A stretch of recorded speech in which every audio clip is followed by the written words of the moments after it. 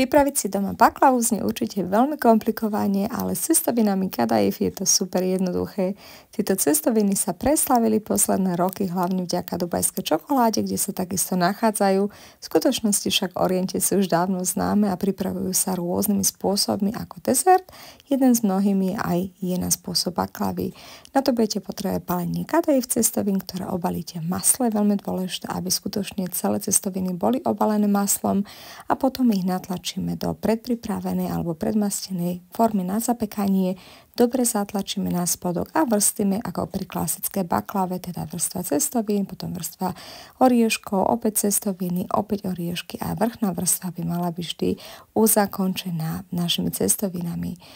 Je veľmi dôležité cesto mať dobre udúpané, teda skutočne dobre natlačené, aby držalo kompaktne formu a takisto veľmi dôležité ho predrezať predtým, než ho vložíte na zapekanie, pretože neskôr by sa vám polámalo počas pečenia. Takže predrežeme si a dáme piec do zlatista a zatiaľ si pripravíme sirup, založený z vody, trošku cukru a nesmie chýbať ani trochu citrónovej šťavy pre lepšiu chuť. Ešte horúce cestoviny polejeme našou šťavou a necháme ich dobre nasiaknúť a už len ozdobíme zvyšnými orieškami. Celý recept nájdete na www.recepty.sk.